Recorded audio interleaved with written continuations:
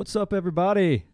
Welcome back to another episode, I guess you will, of Panthersaurus Live Show coming at you in the off season, of course. A lot of stuff to get to. Obviously, we've been gone a couple weeks. There wasn't a whole lot going on until like the last week and a half. Really, there was a lot of off season rumor talk. You got people trying to connect dots here and there, Billy, and we're gonna hit on all that stuff. We're gonna hit all these rumors and all this stuff that gets thrown out early on in the off season. It is also Combine Week.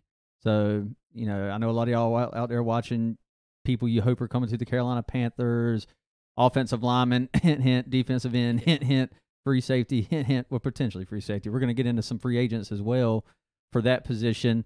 But, Billy, how you been, man? It's been a little while. Been good? It has. It's been a while. Football's been gone for, I guess a month now. Yeah. It's been rough. What a terrible Super Bowl. We haven't really been up here since to talk about it, but that was not something fun to watch at all. Yeah, but with the last week's news, it's pretty good to see that dynasty have a little bit of rough spot, I will say. Yeah, well, yeah, I guess you could say that. But I just even with the Patriots and especially the Rams, I felt like at some point you're going to see this game explode in the second half, and you just keep watching, and it never did. But we're not going to sit here and talk about the Patriots and bore you with that nonsense, because that's not what this show is about at all, obviously. So we're going to jump right into some news. One that was announced this week that I think is pretty cool, and they actually made an addition to this announcement today, Billy, was the beer festival coming to Bank of America Stadium in Charlotte, Carolina Panthers Stadium. This is going to be cool. Obviously, we're avid, we love craft beer. We're avid beer drinkers. And actually, Billy, I didn't tell you this, man, but I made it through February without a single beer.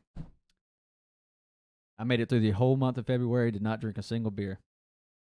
You don't want to know how long it's been since I had a beer. Oh, well, that's not bad. Is that by decision?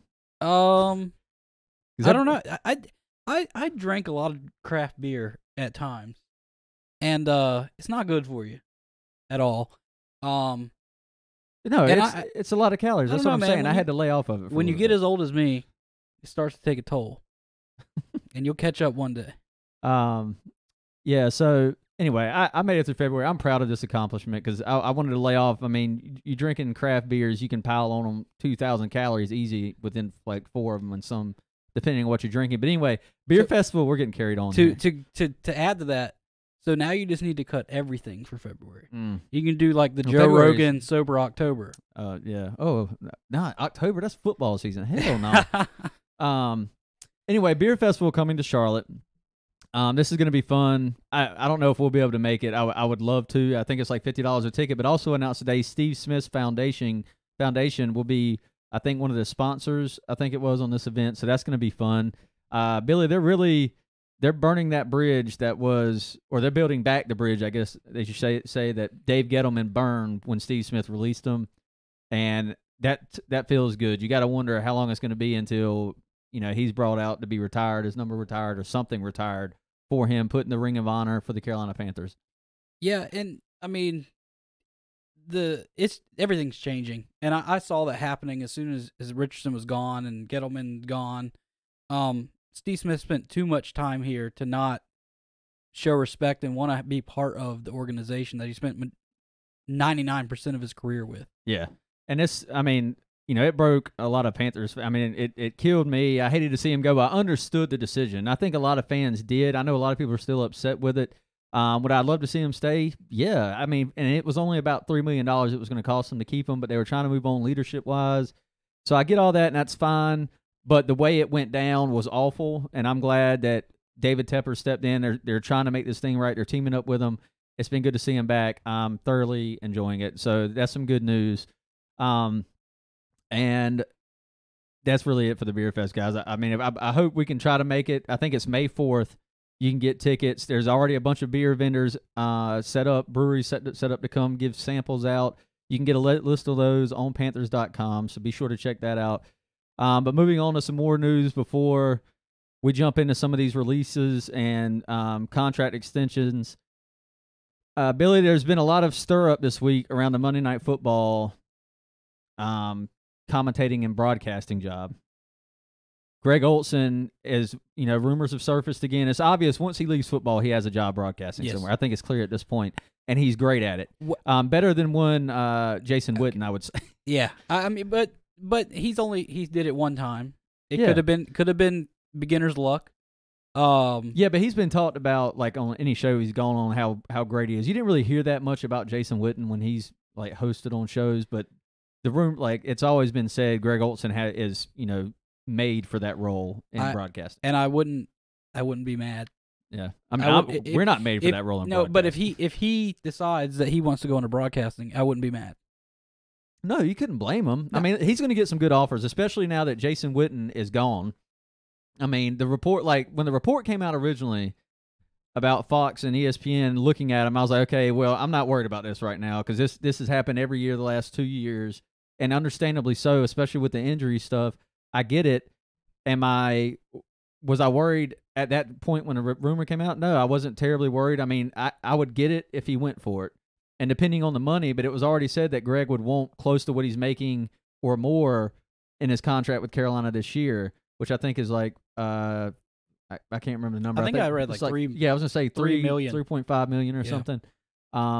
So, I mean, that's a hefty little contract, I feel like. I don't know what these guys would typically get paid, but then Jason Witten gets about the same that afternoon. It's announced Jason Witten is returning to the Cowboys and won't be doing broadcasting with ESPN Monday Night Football anymore, or Monday Night Football in general anymore, which is a relief to many of our ears.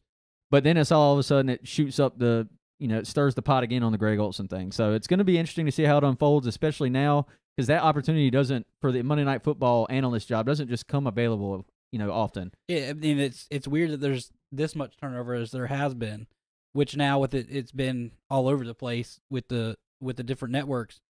But usually somebody's going to get famous and they're going to be on it for a long time. Stephen A. Smith this morning said, I know I want the job. There's no way they will give it to me.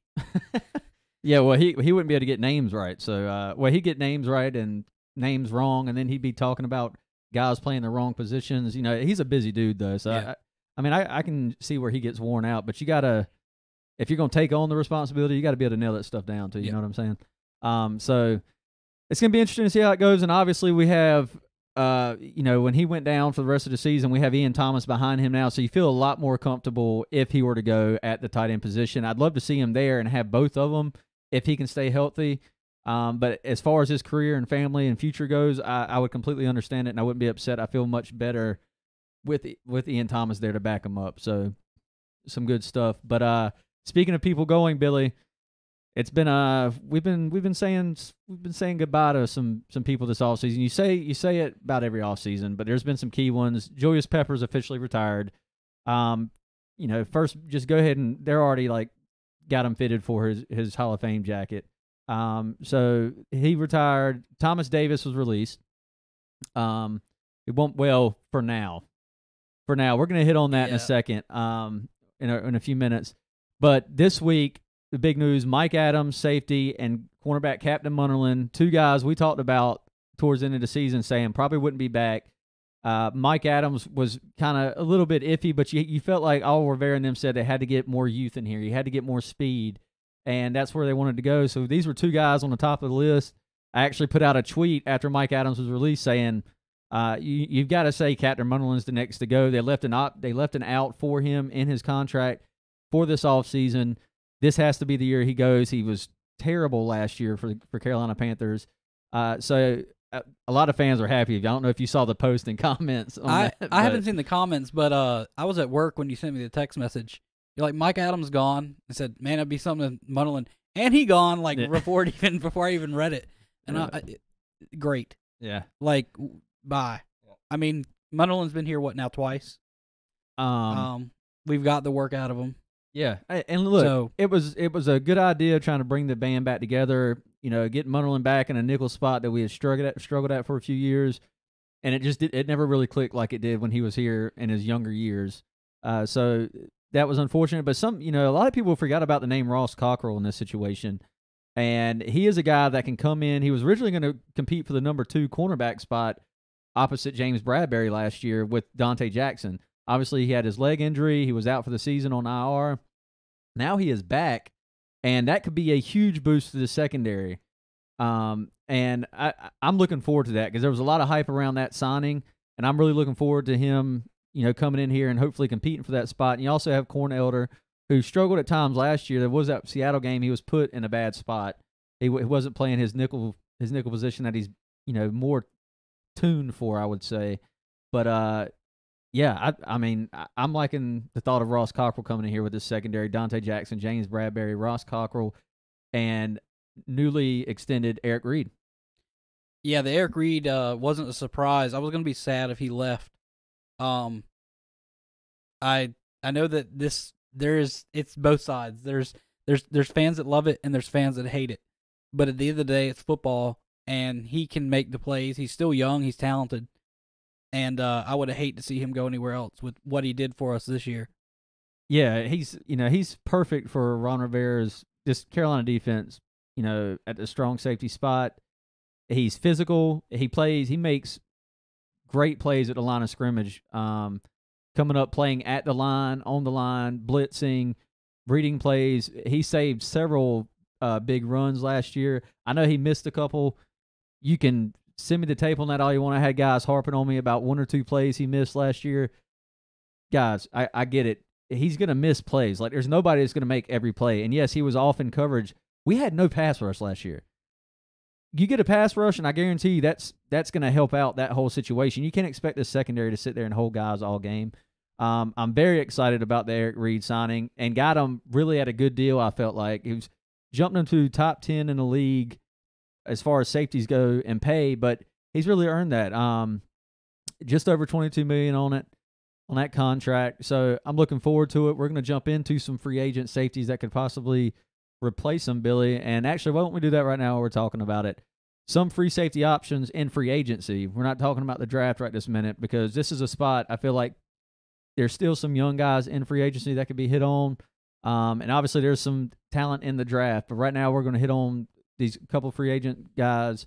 One big name that's out there right now is Clinton-Dix, formerly of Green Bay, went to Redskins last year. And now is going to be a free agent this year, it appears. And he's only 26 years old, and these are also younger guys. Keep that in mind. I'm not looking at guys that are veterans because we just got rid of veterans to do this. So, depending on the safety market was low value last year. I expect it to jump this year. I don't know how high it's going to jump. I mean that's not. I just have no earthly idea. But these are spots that could be affordable. As far as the safety position goes, Clinton-Dix, age 26, I think could be a good one. Then there's also Trey Boston. Was drafted by the Carolina Panthers. Come back. Possible reunion. He signed with Arizona last year, reunited with Steve Wilkes. Obviously, they have some chemistry there and experience together. Could that be a move? Trey Boston's only age 27. Could he come back and potentially help this Carolina secondary? I feel like when he left, he wasn't bad.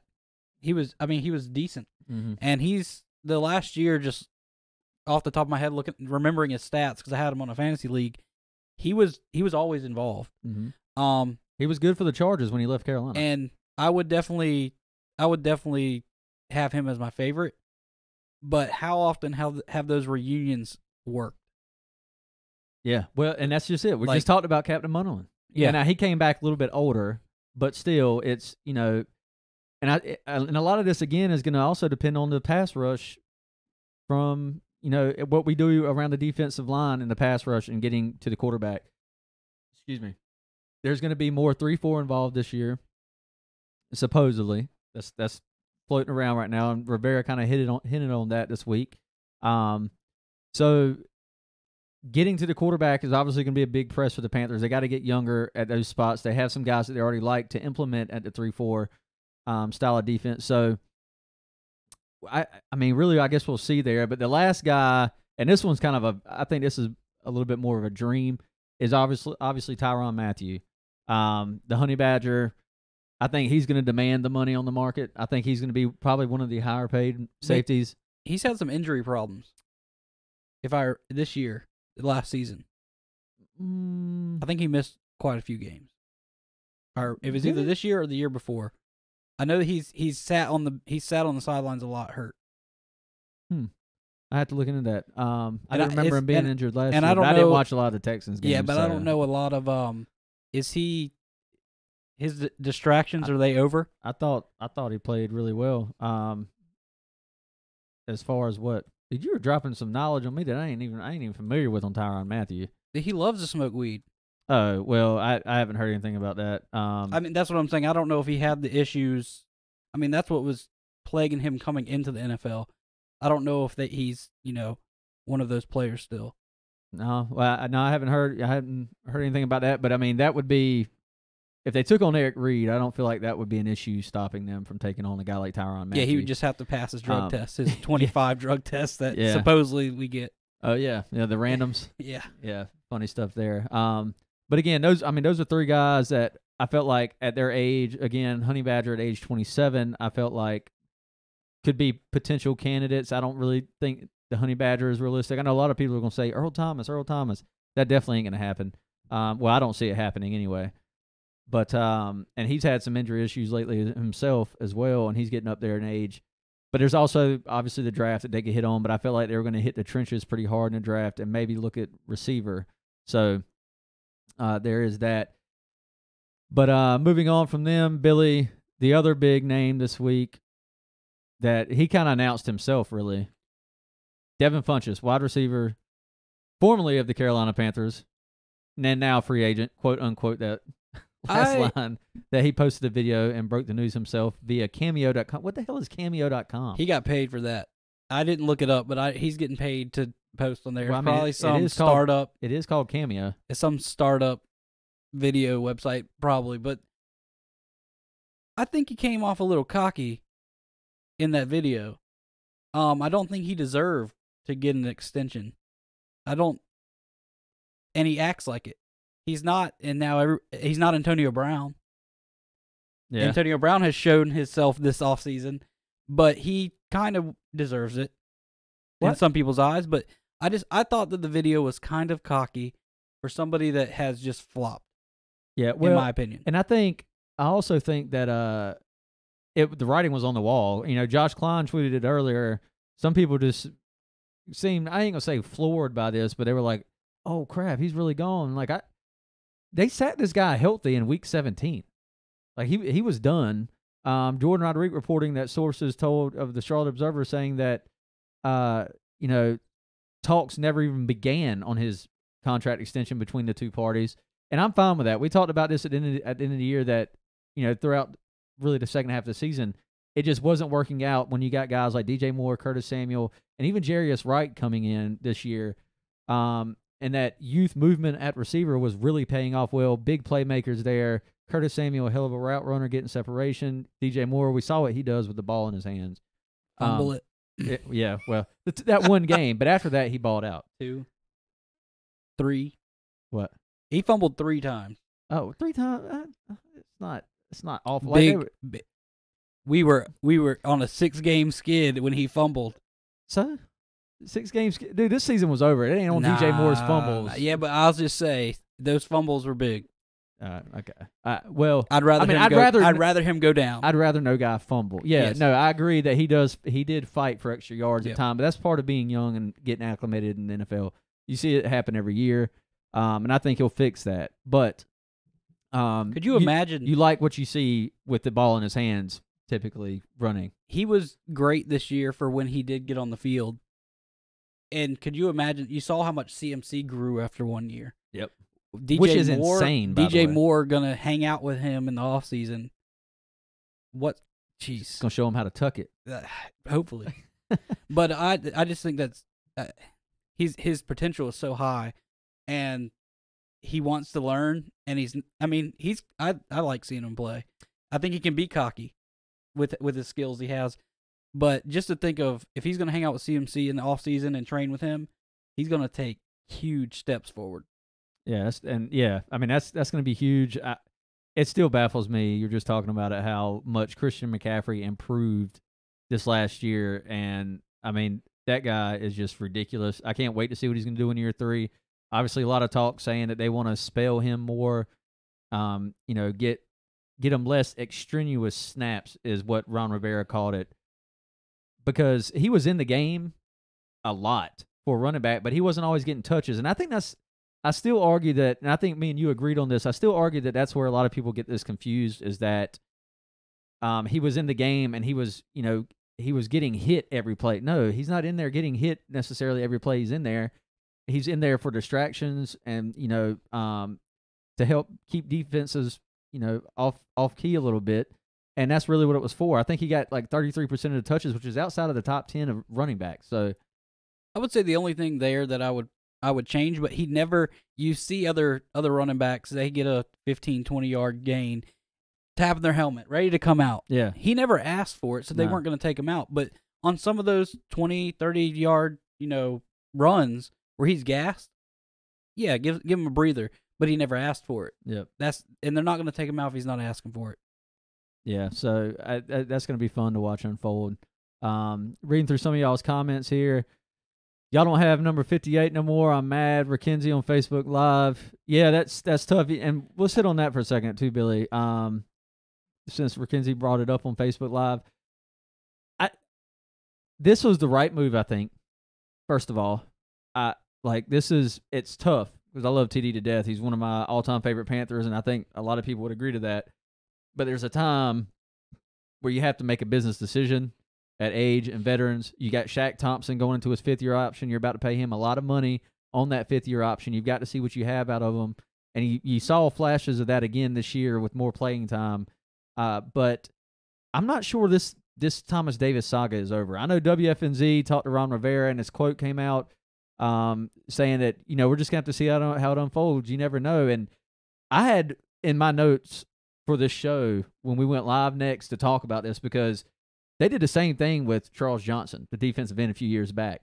They let him go because of age. He went down to Tampa, and talks were stirring up that he was about to sign with Tampa Bay, and then boom, he was back in Charlotte on a cheap deal to finish his career for one more season.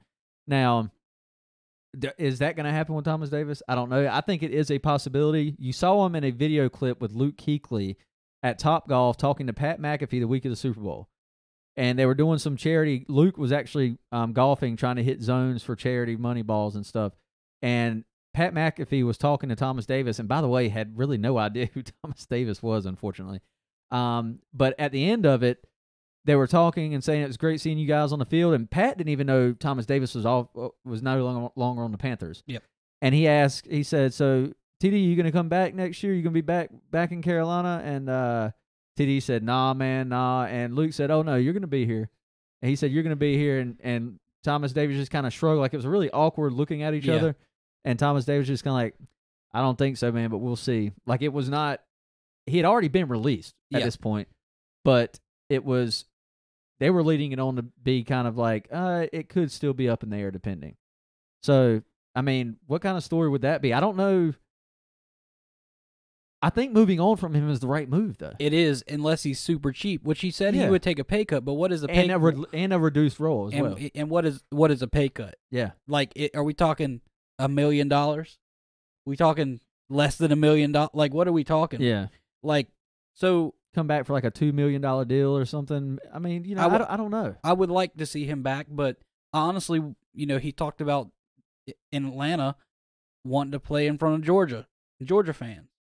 I would hate to see him go to the Falcons. God. Yeah, I don't want to see him go anywhere in NFC South. I would hate to see him go to the Falcons. He said, "Oh, that would be the greatest thing. Get to play Carolina twice a year and in front of my Georgia fans." Yep. Back at home. So no, I think moving on from him would be the right move if they can get him back cheap and he's in a reduced, like they bring him back and he plays in a reduced role, and if they're playing two versatile style defenses with 3-4 and 4-3, it might benefit having him in there to spell in different formations. But I don't know. We're just gonna have to see how it plays out. I mean, it could be a shot in the dark, but it's hypothetical. It's been done before here under Ron Rivera. So with a veteran Panther like Thomas Davis and Charles Johnson, so.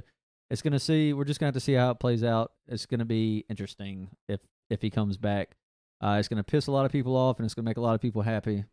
That's Panthers Twitter and social media in general, though. So, but moving on, Billy, let's talk about some rumors, man. Some rumors.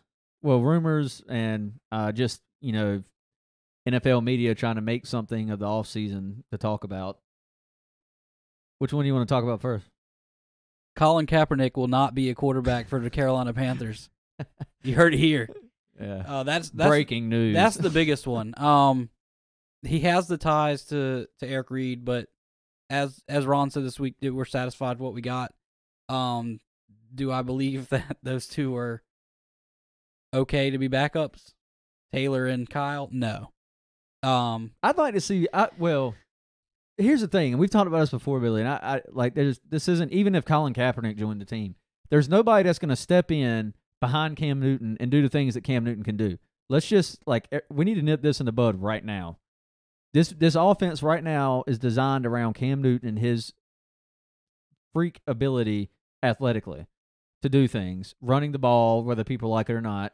The option stuff and his passing ability, and hopefully his shoulder comes back because that's going to play a big part too. But everything right now appears to be going well. But Cam Newton goes down.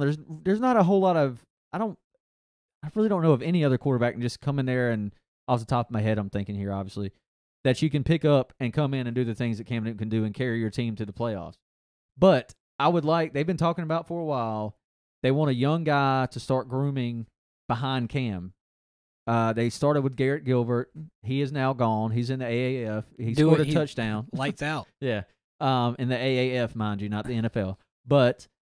And Kyle Allen came in last year after Taylor went down and looked really good until he got injured behind, again, we saw what the offensive line was made of without Cam Newton. And that was impressive. And he was an undrafted free agent last year for the Carolina Panthers. They picked him up. I really like what I saw from him. I'm not going to sit here and say he's the next, some people won't like this comparison, but Tom Brady. But I'm saying if he shows up a little bit, you need to start grooming that guy. I don't think Colin Kaepernick is going to be the one that comes in here. I think, how old is he now? He's pushing 30. I haven't looked that up. Well, no, he's got Eric Reed is what, 20? Well, yeah, but that doesn't. They came in the league around the same. He's got to be a 27. Let's see. He is. I don't know. Age 31. 31. Oh, yeah. wow, he is. I was going to say he was in the Super Bowl when before Eric Reed was drafted. Yeah. So yeah, I just don't think that this is the guy that they're going to bring in, who they're going to have to pay a decent amount of money, not like extravagant, but what he asked, 20 million. Yeah, well, that ain't going to happen. 20 million is what he asked for. That's not going to happen. When those players in that league get $250,000, not guaranteed. Yeah, well, that's not going to happen, and that's probably more of a pride thing at that point. But that kind of pay isn't going to happen in the NFL for him. I don't think anyway. But I just don't see them spending the money and the capital to go do something like that when they've got so many holes to fill. They're already limited on money. They've been talking about developing a young guy behind Cam. I think they're going to continue to do that, and they are talking to quarterbacks at the combine. Of course, they're talking to a lot of players at the combine. But Ron Rivera also stated yesterday at the combine presser he did to media members saying that if they did anything, it was probably going to be in the draft if they went quarterback, if they got another quarterback. So I wouldn't be getting your hopes up if that's something you've been talking about. But another big one, Billy, Antonio Brown to the Carolina Panthers. Guys, this ain't happening. And look, another thing. I get the ties with Eric Reed and Colin Kaepernick coming to Carolina because of they brought Eric Reed in. David Tepper brought Eric Reed in. He's not afraid. Eric Reed's going to have a lot of good things to say about Cap. It was in Cam's shoulder injury kind of played a big factor in that they're going to need somebody with experience, this and that, and kind of mobility. And I get this with David Tepper being a former Steelers owner. Cam Newton and Antonio Brown have become like best friends. I mean, they're hanging out constantly. It seems like every week you see a post with the two of them hanging out together. I just don't see this happening unless he gets traded for like a cheap third, second round draft pick and lesser money. And I don't know that that's going to happen. And he could not. It's been back and forth with the Steelers in the news. There's no way he's leaving. And this is Steelers. Now owner wants them to leave. Yep. Oh no, we're working on it. He's going to be here. Now he's not. He doesn't want to be. Yeah. I mean, he'll just pull a Le'Veon. Yeah. He just won't come to practice. Yeah, and I mean this is I kind of still believe that this whole thing is going to go through and he's going to be at camp and everything's going to be fine. Like I just got a feeling that's how it's going to work out with the Steelers. But it does seem that they are starting. The more it goes on, the more it seems that he wants out, and they kind of just want to move on from the whole thing, regardless of what it costs them. And it would be actually cheaper for them to get rid of him this year. Well, and it's not. It has nothing to do with the contract like Le'Veon. It's all about Roethlisberger, right? And everything that he gets. They call him a leader, but he's a pansy, and he gets away with whatever he wants to do. No one holds him accountable for anything, and they don't like that because they get held accountable. So that's what it's all about. It's not about money. It's just about, he's tired of Ben Roethlisberger being him. Yeah. So I don't see him.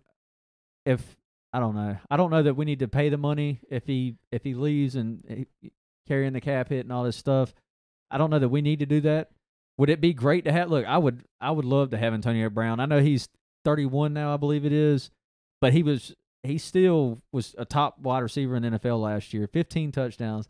Billy's salty. Okay, guys, we're gonna go through this right now. I'm not. Billy wants to bring up fantasy. No, it's not about fantasy. I'm not mesmerized by Antonio Brown.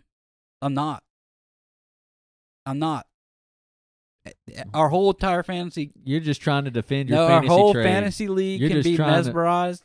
I'm not. Billy traded Antonio Brown and Aaron Rodgers in fantasy last year for Keelan Cole, Blake Bortles. Blake Bortles was not. It was basically like the same thing though. Chris Thompson, I think, was in there. Had no running back. Keelan Cole, Chris Thompson. But dude, they were nobodies. Like they were nobodies. And at that time, I won more than I lost at that point. And then he finished last in the season, by the way, after that trade. So anyway, we're gonna move on from that subject. But no, I don't think he's outside of fantasy. I don't think he's amazing like everybody else does. I don't think he's like prime Antonio Brown, but I think he's still good. Do I think he's worth the cap hit? No, that's what I'm saying. I don't think it would be a good move. Would I like to have him? Yeah, I mean, I think you're crazy to sit here and say you wouldn't like to have Antonio Brown. Would you like him for $13 million? No, I mean I wouldn't want that. But I mean, yeah, I think he'd be a good number one receiver because we still need that. I don't think DJ Moore is that guy, not yet anyway, not after last season. So that's going to be interesting to see how all that develops as well. But do we want a 31-year-old number one receiver? I think we just need to get lucky in the draft and have somebody actually hit on the ones that we want to be number one. And we haven't. And sure, and we haven't got lucky. I don't disagree with that, but I'm saying if you could get him, if he came at a fair price, I think he'd be the best 31-year-old receiver you could get, number one receiver you could get to go with Cam, DJ, and all them outside. I mean, you can't argue that. 15 touchdowns last year, over 1,000 yards again. I mean, the dude's ridiculous. I mean, he's just good. But anyway, moving on. I don't think it's going to happen. I'm not wishing it to happen. I think, like I said, I think money-wise, I just don't think we can make it happen. But who knows? I've been shot before. It's hard to judge with David Tepper in the house. If this was Jerry Richardson, it would definitely be a no-go because of all the drama, and that would be something else to account for. But anyway, so that's it really for the rumors deal. I saw some of y'all jumping in on the comments here. Let's see. Y'all are dumping them in here.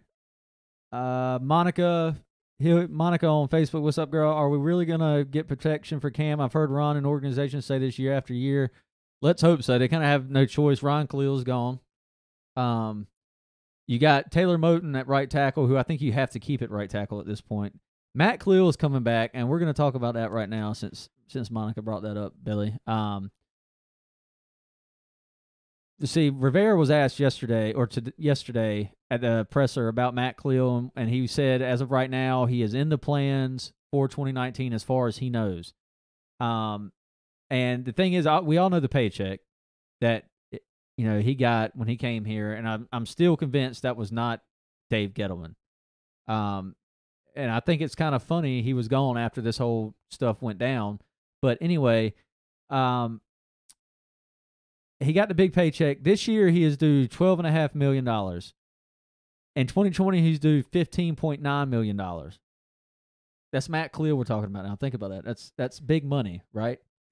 On the sidelines. So, yeah. So, he was supposed to be healthy going into training camp last year, and then he didn't play the whole season. But this year, if they designate him a post-June cut, Billy, they can they can save $7.25 million against the cap if they designate him a post June 1st cut. But if they do that, they'll have to pay him $4.9 million this year, but also $9.8 million next year. So it's kind of one of them things. I think Vincent Richardson actually kind of made a case for keeping Matt Khalil. Vincent Richardson of the Riot Report. You can check his article out on the rightreport.com. It was pretty interesting. But these are things we talked about before, and he made a case for, saying you might as well keep him this year and see what you got and kind of, pay. He's not worth the money. No, but is it really worth dumping another $9 million next year, and you're going to have to pay him either way if he's on the team for not on the team for 2 years? And I get that, but I think he is better than Chris Clark if he's healthy, who came in and really did a good job up until the end of the year at left tackle out of free agency. I think if he's healthy, he can be better than Chris Clark. But I still think you got to move on, save that money. What I'm really worried about is, and this is probably going to stir up some topics in the chats. Darrell Williams is a big name right now with the Panthers free agency. He went down injured last year.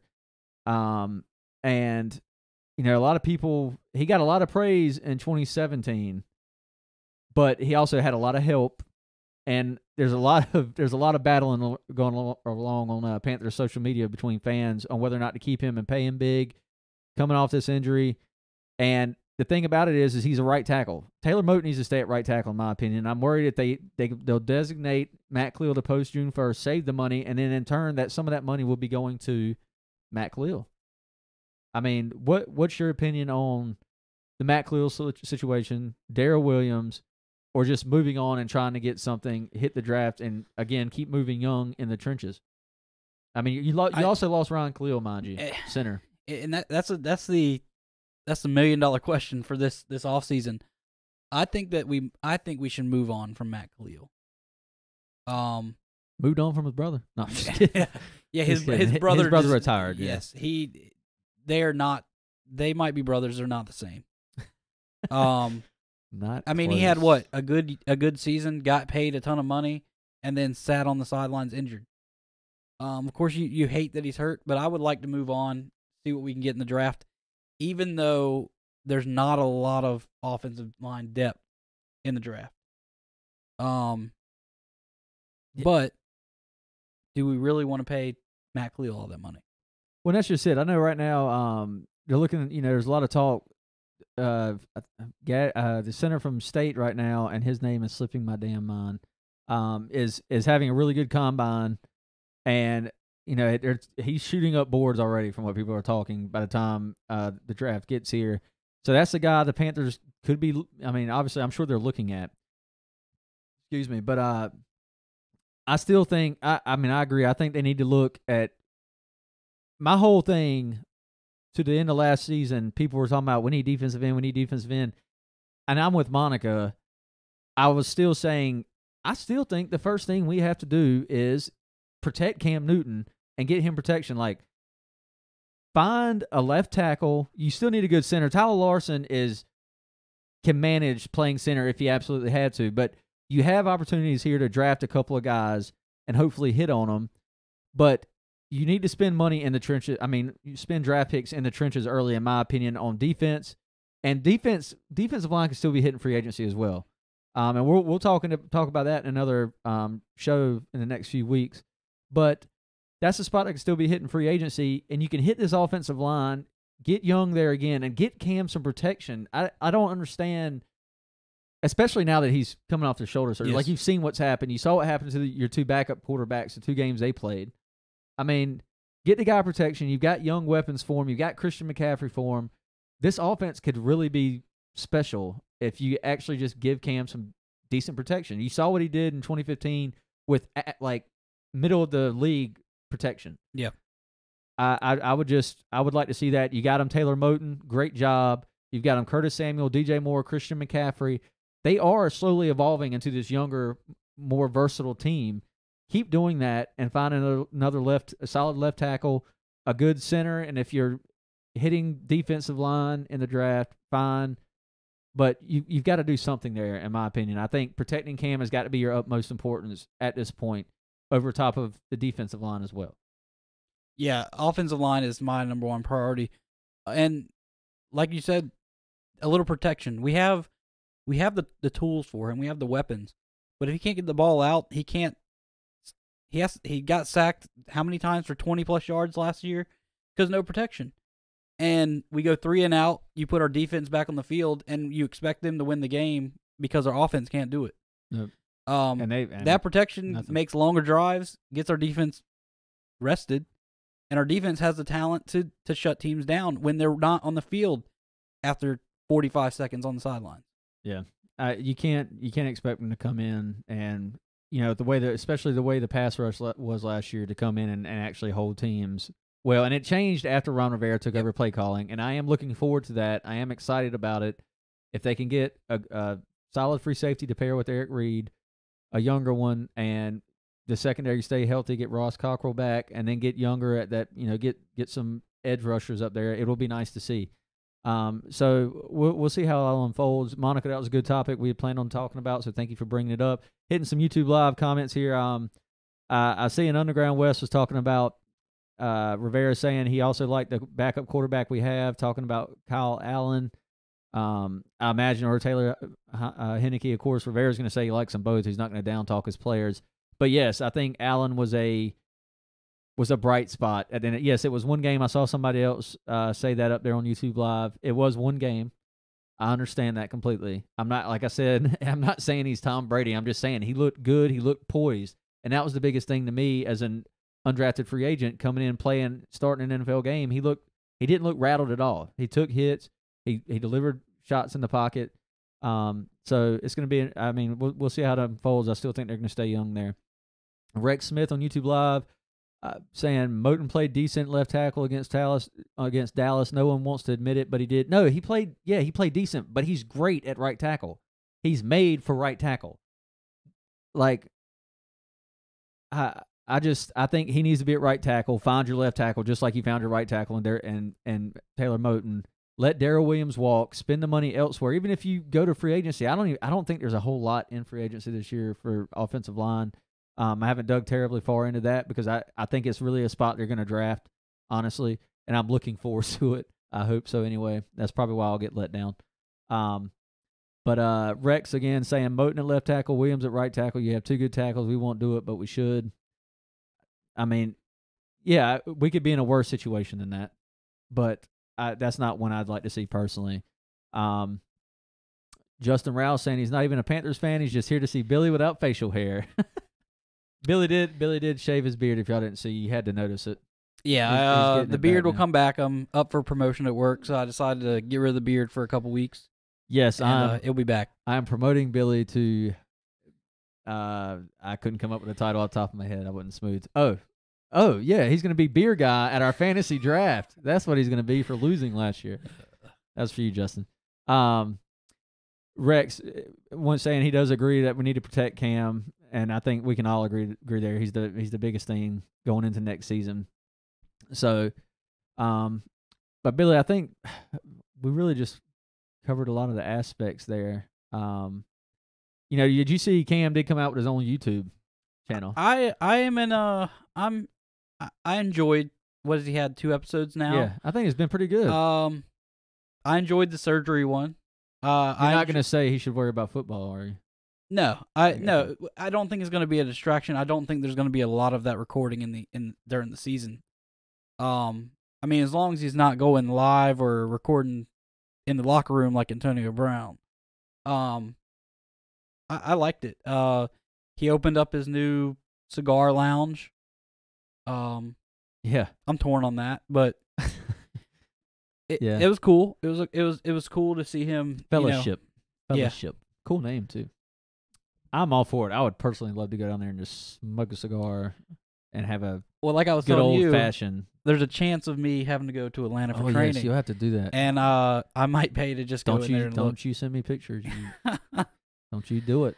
I thought it was cool, and I think it's also funny because all these journalists, media members were out, putting out stories about how Cam's shoulder could or could not be doing from surgery and what they've heard and this and that, and doing their job, doing the best they can. And then Cam comes out with this YouTube channel, breaks this loose, and it's refreshing coming straight from the guy. Like that's what I enjoy about the noise. It's not media member saying the source says Cam's shoulder is healing well. Yeah. Like that's what I expect to come from a source. I don't expect them to sit there and tell you, "Oh, it's screwed, dude. Like we need to find our next franchise QB." But I just find it refreshing. It's coming from Cam. It's done really well. It's done really professional, and I think there's gonna be a lot of good stuff on it. The fellowship thing was good. The surgery one was really good, and he's himself in it. He's not out here pretending to be, and that's one thing we always loved about Cam Newton. Some people hate it, but he's not out here playing perfect Mr. Nice Guy anymore. He's being himself. And I mean, he is a great guy. He does a lot of great things. I mean, he's human. He makes mistakes. But I think, I really enjoyed it myself. What you quoting one of his last Instagram posts? What was that? He had one. I don't know what's going on in his personal life, but he makes mistakes. Oh yeah. But my thing is, and we haven't been on the show in a while, was the surgery. Mm-hmm. The whole season. Oh, it doesn't need surgery. He doesn't. Nothing big is going on, and then right after the season, he goes into surgery. That was a little. I was a little put off by that. Well, now at the end of the season, they did say they had no idea what was going on with his shoulder. They didn't know what they were going to have to do. They didn't. I know they didn't want to do surgery. Obviously, you never want to do surgery, but I think I was kind of for the surgery so they can go in and find out what was wrong, if anything, instead of sitting back. And we still don't know. Like, he's already saying he's got his range of motion back within the first week after the surgery. And to me, that just sounds like scar tissue that was built up. Yeah, and that's good. I mean, that's fine. But I just don't, there's still a part of me that worries he'll get halfway through a season, take a hit, or, just wear and tear through training camp in the season, and it wears down again. And at that point, you got to start looking ahead, But we're not going to worry about that. We're hoping for a speedy recovery for Cam, and a great, fun 2019 season. Billy, it is an odd season, so you know what that means. The Panthers are back, going to the playoffs. We thought we were at 6-2 last year too, but we saw how that ended up. We're going to check y'all's comments one last time. Steven Arago on YouTube Live. Cam needs to stop holding the ball till somebody tackles him. Hey, look, somebody else noticed it. This is something, Billy and I talk about at times. Cam gets criticized for taking off and running immediately still by a lot of people, and I just don't get it because there's times if anything, I've always said he holds onto the ball too long and stands and it stays in the pocket too long and holds on to the ball instead of actually running when I think he should. And a lot of people still criticize him for taking off, and I don't understand that at all. And I think this year a lot of it had to do with, I can think of one play where he wanted to get rid of the ball as fast as he could, and he threw it right to a defender, but that shoulder and not trusting it. Could he throw the ball away? Could he even make it to the sideline? Could he even throw it out of the back of the end zone? He said that there was times when he couldn't throw the ball 30 yards. I would say there was times he couldn't throw the ball 10. Yeah, that Monday night game against New Orleans was just, we were there, and it was tough to watch, man. That was rough. And Underground West saying Cam already said he's got something to prove this season. He is at his best when people doubt him, and you're right, Wes. And that video made me want to run through a brick wall. I'm pumped about it. I'm just ready for football to be back. I'm ready for the draft. I like the offseason. I like seeing the team get rebuilt in ways. It's exciting. You never know what's going to happen, who's going to mesh, and how the defense and offense and everything's going to come together.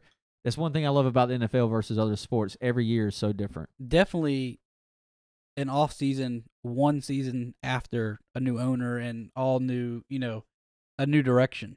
Because we saw a lot of things that we probably wouldn't have seen. Had we still had Jerry Richardson, we probably extend TD for 5 years. So there's a lot that has been interesting to see in the difference that it makes with the new owner and getting away from the old school that Panthers fans have been so used to, and it's good that we're finally trying to be competitive. Yeah. Let's see. Rex Smith saying, I'm usually with you guys, but his 3 QBs got hurt behind that line, not just Cam. And I agree, man. I'm not saying – I'm just saying Cam is the priority, though. And, I'm still not completely convinced it was one hit that screwed Cam's shoulder the rest of the season. I think it definitely played a big part. He says it wasn't. Yeah, but his arm was never full strength at the start of the season before that game anyway. I mean, that was the 8th game. That was midway through the season. Yes, they were 6-2, but he was still not taking shots down the field. So I think that just kind of piled it on. And it was personally. The whole season he didn't throw for 2 days at practice. Yeah. It wasn't that hit. It probably helped or hurt it more, but that shoulder he should have never probably played through the season. And the couple games we got to be 6-2 were good, but it deteriorated too much. Yep. All right, Billy. Well, I think that's gonna do it for us tonight, fellas. And ladies and gals, or guys and gals, however that is. I didn't want to just specify one gender out there. Anyway, but y'all be sure to like and follow us right here on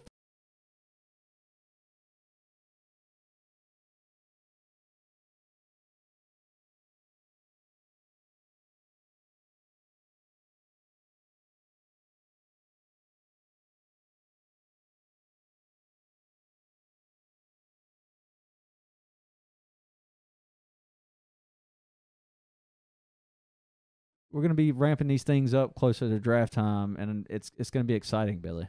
It was just knocking out all these notes and seeing what we had to talk about, some new faces, some normal faces being gone, and some new faces potentially coming in. It's going to be interesting to see how it all meshes together once again.